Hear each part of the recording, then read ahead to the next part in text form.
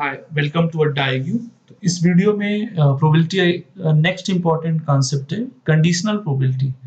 Conditional probability का important concept actually इसलिए है क्योंकि इस थ्योरम को हम लोग बेस थ्योरम में भी पढ़ते हैं इसी का यूज। और बेस थ्योरम का एप्लीकेशन आज के लाइफ में बहुत ज़्यादा है। मेडिकल साइंस में इसका यूज बहुत है, ठीक, डायग्नोसिस टेस्ट में है और मशीन लर्निंग में इसका यूज बहुत हो रहा है आज के डेट में, ठीक है।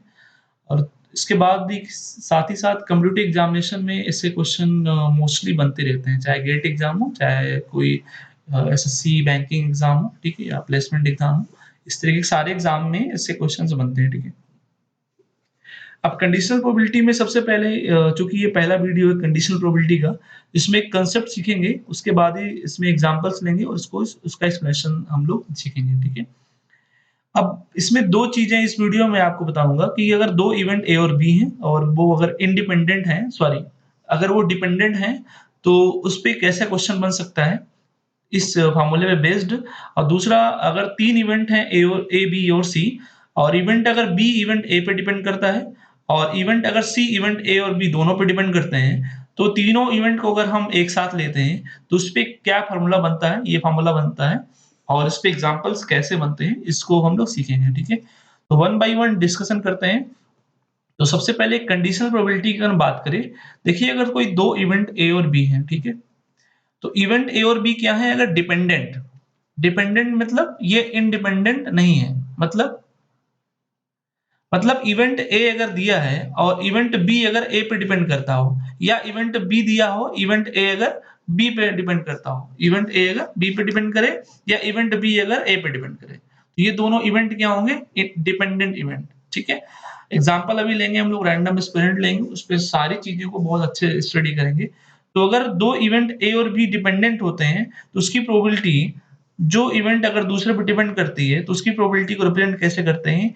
P of A slash B या P of B slash A। इसका मतलब क्या होगा? इसको हम लोग कैसे क्या पढ़ेंगे इसको? तो ये बेसिकली प्रोबेबिलिटी किसकी है? सबसे पहला पॉइंट है, प्रोबेबिलिटी ये A की है कि B की है? तो ये प्रोबेबिलिटी है A की, ठीक है।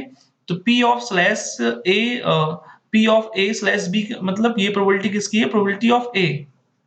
तो ये किसकी प्रोबेबिलिटी है? Probability of A when B is already occurred. B is already occurred. मतलब ये प्रोबेबिलिटी किसकी है? इवेंट ए की है, जब इवेंट बी ऑलरेडी अकर हो गया है, ठीक है। तो इसका स्लैश का मतलब होता है गिवन दैट। इसका मतलब क्या होता है? Given that. ऐसे ये प्रोबेबिलिटी, कंडीशनल प्रोबेबिलिटी किसकी है? प्रोबेबिलिटी ये बी की है, जब इवेंट ए ऑलरेडी अकर हो चुका है, ठीक है। तो यहाँ पे इवेंट बी इवेंट ए पे डिपेंड करता है, यहाँ पे इवेंट ए इवेंट बी पे डिपेंड कर रहा है, ठीक है। तो चलिए एक रैंडम एक्सपेरिमेंट लेते हैं और वहां पे हम लोग सीखते हैं इस कंसेप्ट को, ठीक है। तो जैसे एग्जांपल लिया मैंने, एक रैंडम एक्सपेरिमेंट लिया कि एक बैग है जिसमें 4 रेड बॉल्स हैं। तो हमने इस बैग में 4 रेड बॉल लिए और हमने इसमें 5 ब्लू बॉल्स लिए, ठीक है। अब इसमें 2 क्वेश्चन है। What is the probability of, पहला क्वेश्चन क्या है? Drawing 2 red balls simultaneously. दूसरा क्वेश्चन है ड्राइंग 3 रेड बॉल्स साइमल्टेनियसली, ठीक है। तो पहले क्वेश्चन को हम सॉल्व करते हैं, ड्राइंग 2 रेड बॉल्स साइमल्टेनियसली। तो यहाँ पे ये प्रॉब्लम सबसे पहले आपको बता दें कि 2 मेथड से सॉल्व हो सकता है। पहला मेथड जो कि कंडीशनल इवेंट पे डिपेंड करता है, कंडीशनल प्रोबेबिलिटी पे डिपेंड करता है, और दूसरा मेथड जो कि परम्यूटेशन एंड कॉम्बिनेशन कांसेप्ट पे डिपेंड करता है, ठीक है।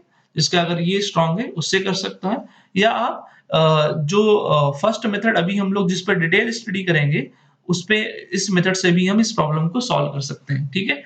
तो सेकंड मेथड में थोड़ी देर बता दूं और उसके बाद इस पे आते हैं, फर्स्ट पे डिटेल में बात करते हैं। अगर हमें 2 रेड बॉल एक साथ पिक करने हैं, बताइए, सपोज रैंडम हम पिक कर रहे हैं 2 बॉल, ठीक है, और वो बॉल क्या होनी चाहिए? रेड होनी चाहिए।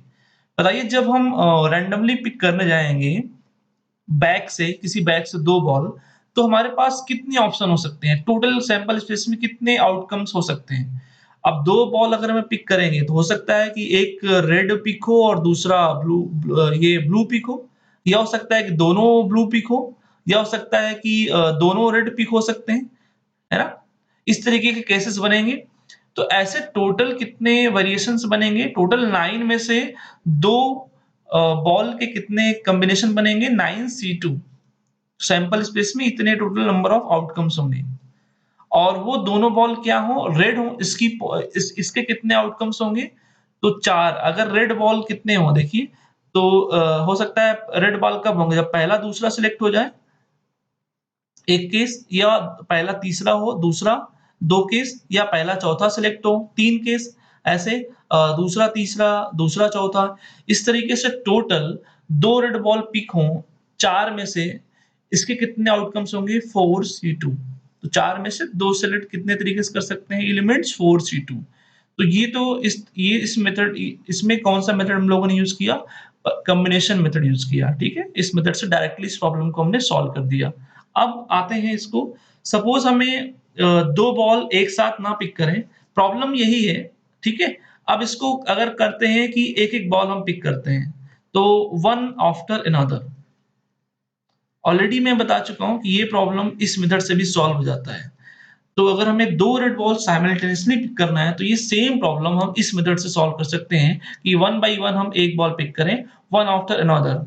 अब यहाँ पे केस आएगा विदाउट रिप्लेसमेंट, क्योंकि विद रिप्लेसमेंट तो कभी हो ही नहीं सकता है, क्योंकि मैंने पहली बॉल अगर पिक किया, ठीक है? वो रेड हुआ, अब अब उसको बैग में नहीं डालना है, क्योंकि बैग में डालेंगे तो क्योंकि दूसरी बार हम फिर पिक करेंगे रेड बॉल, तो दूसरी बार अगर एक रेड बॉल पिक करेंगे तो हमारे पास एक ही बॉल होगा लास्ट में। इसलिए पहली बॉल को बैग में नहीं डालना है, तभी तो हमारे पास 2 बार पिक करने पे 2 बॉल होगी। तो one after another without replacement, ठीक है? तो इस मेथड से भी हम इस प्रॉब्लम को सॉल्व कर सकते हैं। कभी भी प्रोबेबिलिटी में ये केस आता है, तो आप एक-एक करके भी आप बॉल पिक कर सकते हो, ठीक है? सिलेक्ट कर सकते हो एलिमेंट्स को। तो चलिए इस मेथड से सॉल्व करते हैं और कंडीशनल प्रोबेबिलिटी के केस को स्टडी करते हैं डिटेल में, ठीक है? तो इसके बाद हम 3 रेड बॉल पे भी आएँगे। तो पहली अगर बॉल, फर्स्ट बॉल हमारी रेड हो, फर्स्ट रेड बॉल, इसकी प्रोबेबिलिटी क्या होगी कि फर्स्ट बॉल रेड हो? तो to draw first red ball. तो पहले इवेंट हमने लिया, एक इवेंट लिया हमने ए, इसमें क्या कर रहे हैं? To draw first red ball. तो प्रोबेबिलिटी क्या होगी कि फर्स्ट बॉल रेड हो? फर्स्ट रेड बॉल की प्रोबेबिलिटी क्या होगी? तो पहली रेड बॉल हम पिक करेंगे, तो 4 हैं, 1 रेड हम 4 तरीके से पिक कर सकते हैं। और कितने टोटल केस होंगे, क्योंकि अब हमें एक अगर रैंडम बॉल पिक करना है बैग में से, ठीक है? तो हो सकता है वो ब्लू हो या हो सकता है रेड हो। अब ब्लू के लिए केसेस देखिए, रेड के लिए केस देखिए। तो 9 में से कोई भी एक पिक हो सकता है। तो टोटल सैंपल स्पेस में, तो सैंपल स्पेस में टोटल कितने आउटकम्स होंगे? 9। तो फर्स्ट बॉल रेड हो, इसकी प्रोबेबिलिटी क्या होगी? 4/9 किसी बैग से पिक करने की, ठीक है? जिसमें 4 रेड बॉल्स और 5 ब्लू बॉल्स हैं। इसके बाद हमें दूसरी बार में दूसरी रेड बॉल पिक करनी है, ठीक है? तो to draw second red ball, event दूसरा बी लिया, जिसमें हमें सेकंड रेड बॉल पिक करना है, ठीक है? तो इसकी प्रोबेबिलिटी क्या होगी कि सेकंड बॉल रेड हो, to draw second red ball. अब इसमें कंडीशन क्या है? First red ball is already occurred, first red ball is already occurred. बताइए, ये पहली बॉल तो रेड हो ही चुका है, ठीक है? वो तो ऑलरेडी अकर हो चुका है। अब ये जो पहला कंडीशन हो चुका है, ये दूसरे कंडीशन पे डिपेंड करता है। क्यों? क्योंकि अब देखिए, जब पहला कंडीशन हुआ, जब पहली बार रेड हुआ, उसको हमने पिक कर लिया। अब बैग में कितने रेड बॉल बचेंगे? 3। तो यही रीज़न है कि हमने यहाँ नीचे यहाँ पे डिवाइड किया है। जब ये दूसरा इवेंट हो रहा है, जब दूसरी बार जब हम दूसरा रेड बॉल पिक करने जा रहे हैं, तो ये जो पहला इवेंट हुआ है, जिसमें हमने पहली बार में पहला रेड बॉल पिक किया है, इस पे डिपेंड कर रहा है। तो ये इवेंट ए पे डिपेंड कर रहा है, इसलिए यहाँ पे B/A होगा, ठीक है? तो डिपेंड कर रहा है, यहाँ पे आप देख लीजिए, क्योंकि अब जो सेकंड केस होगा उसके सैंपल स्पेस में टोटल 8 एलिमेंट्स होंगे, जिसमें 5 ब्लू बॉल होंगे और 3 रेड बॉल होंगे, ठीक है? तो अब हमें क्या करना है? रेड बॉल पिक करना है। तो रेड बॉल 3 बचे अब। तो 1 रेड बॉल 3 तरीके से। टोटल कितने केस हैं? 8। तो सेकंड बॉल रेड हो, इसकी प्रोबेबिलिटी क्या होगी? 3/8। ठीक है, अब इसको हम देखिए इवेंट ए लिए हैं तो इसको P ऑफ A लिख सकते हैं, और इसको इवेंट बी लिए हैं, ये इवेंट ए है तो इसको हम P ऑफ B/A लिख सकते हैं। दूसरी बॉल हमने पिक किया रेड बॉल, और इसमें पहली बॉल हमने पिक किया रेड बॉल। ठीक है, अब हमें चूंकि दोनों बॉल लेना है, पहली बॉल रेड पिक किया, उसके बाद दूसरी बॉल भी रेड लेना है, तो दोनों को हम मिलाएंगे। तो बीच में क्या है? First ball and second ball. तो बीच में कंडीशन क्या बनेगा? कोई ऑप्शन तो है नहीं, या तो पहला बॉल ले या दूसरा। तो यहाँ पे कंडीशन क्या है? बीच में एंड आएगा, दोनों को अगर हम मिलाएंगे। ठीक है, तो दोनों बॉल रेड हो, इसकी प्रोबेबिलिटी क्या हो जाएगी? 4/9 इंटू 3/8। ठीक है, तो दो रेड बॉल पिक करने की प्रोबेबिलिटी क्या होगी एक साथ? 4/9 इंटू 3/8। तो ये किसकी प्रोबेबिलिटी है? P of A and B, या P of A intersection B। Intersection और एंड सेम चीजें होती है प्रोबेबिलिटी में। ठीक है, तो अब 4/9 क्या है? P of A into P of B/A। तो ये फॉर्मूला ऑलरेडी हम लोग पहले पढ़ चुके हैं प्रोबेबिलिटी में, मल्टीप्लिकेशन रूल में। ठीक है, तो इस पे हमने एग्जांपल कर लिया P of A and B is equals to P of A into P of B/A। ठीक है, अब इसका हमने एग्जांपल देख लिया। अब सेकेंड केस पे आते हैं, सेकेंड क्वेश्चन पे आते हैं। सेकेंड क्वेश्चन क्या है? Draw 3 red ball simultaneously. दूसरा मेथड हम नहीं करेंगे, दूसरा तो आप समझ रहे हो, यहाँ पे 3 हो जाएगा। ठीक है, तो दूसरा मेथड डिस्कस नहीं कर रहे हैं। अब पहला मेथड पे आते हैं, कंडीशनल प्रोबेबिलिटी कांसेप्ट पे आते हैं। तो सेकेंड केस, अगर हमें 3 बॉल ड्रॉ करना है एक साथ, और तीनों क्या है? रेड बॉल्स हो। ठीक है, तो दूसरे केस में ड्रॉ 3 रेड बॉल साइमल्टेनियसली। तो 1/1 सॉल्व करेंगे। ठीक है, तो हम लोग कैसे सॉल्व करेंगे? 1/1 मेथड से, और विदाउट रिप्लेसमेंट। तो ये तो खैर होगा ही विदाउट रिप्लेसमेंट यहाँ पे। चलिए, पहली बॉल ड्रॉ करते हैं, वो क्या हो? रेड हो। First red ball. उसके बाद दूसरी बॉल भी ड्रॉ करेंगे, वो भी क्या हो? सेकेंड बॉल भी क्या हो? रेड बॉल हो। इसकी प्रोबेबिलिटी देखेंगे, लेकिन पहली बॉल पे डिपेंड करेगा, बिल्कुल करेगा, क्योंकि सैंपल स्पेस में एक रेड बॉल कम हो जाएगा। तो इसमें गिवन क्या है? First ball is red, first red ball. तो ये गिवन है। ठीक, स्लैश का मतलब गिवन दैट। तो गिवन क्या है? फर्स्ट बॉल रेड है। उसके बाद तीसरी बॉल पिक करेंगे, ड्रॉ थर्ड रेड बॉल। इसकी प्रोबेबिलिटी निकालेंगे। तीसरी बॉल पिक करेंगे, इसकी प्रोबेबिलिटी निकालेंगे। ठीक है, अब इसमें गिवन क्या होगा? गिवन, अगर इसको A मान लें, इस इवेंट को, और इस इवेंट को to draw second red ball को B मान लें, तो इसमें गिवन क्या है? A and B।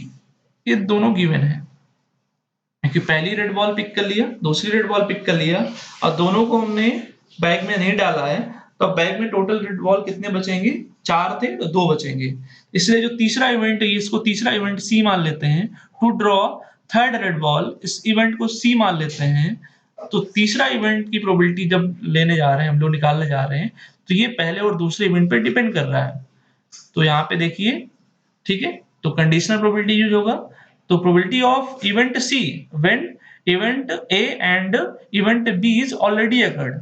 Probability of event B when event A is already occurred. Probability of event A, इसके पहले तो कुछ अगर हुआ नहीं है। ठीक है, चलिए, तो तीनों बॉल रेड हो, तो फर्स्ट बॉल रेड हो, इसकी प्रोबेबिलिटी क्या होगी? तो इसके लिए बैग में अभी कितने एलिमेंट्स होंगे? 4 रेड बॉल्स होंगे, और 5 क्या होंगे? Blue balls. तो प्रोबेबिलिटी 4/9। एंड इसके लिए प्रोबेबिलिटी क्या होगी? अब रेड बॉल कितने बचेंगे? 3, और ब्लू बॉल्स कितने बचेंगे? उतने ही बचेंगे, 5। तो 3/8 इंटू, इसके लिए प्रोबेबिलिटी रेड बॉल कितने बचेंगे? 2, और ब्लू बॉल्स कितने बचेंगे? 5। इसकी प्रोबेबिलिटी क्या होगी? 2/7। ठीक है, तो इसको सॉल्व कर लेंगे। 4/9 इंटू 3/8 इंटू 2/7। तो इसको सॉल्व कर लेंगे, तो ये हमारा क्या हो जाएगा? Required probability to draw 3 red balls simultaneously means इसको लिख सकते हैं P of A and B and C या P of A union intersection B intersection C। तो यहाँ पे हम लोगों ने देख लिया कि यहाँ पे फॉर्मूला क्या डिराइव हुआ, P of A intersection B intersection C। इसको कैसे लिख सकते हैं, P of A probability of event A into probability of event B when event A is already occurred into probability of event C when event A and B is already occurred। ठीक है, तो दोनों case हम लोगों ने देखा बहुत अच्छे से, ठीक है, रैंडम एक्सपेरिमेंट लेके। इसके बाद नेक्स्ट वीडियो में आपको मैं एक और एग्जांपल लूंगा जिसमें एक और वेरिएशन क्वेश्चन मैं आपको सॉल्व करके दिखाऊंगा इस कंडीशनल प्रोबेबिलिटी पे बेस्ड। ठीक है, थैंक यू।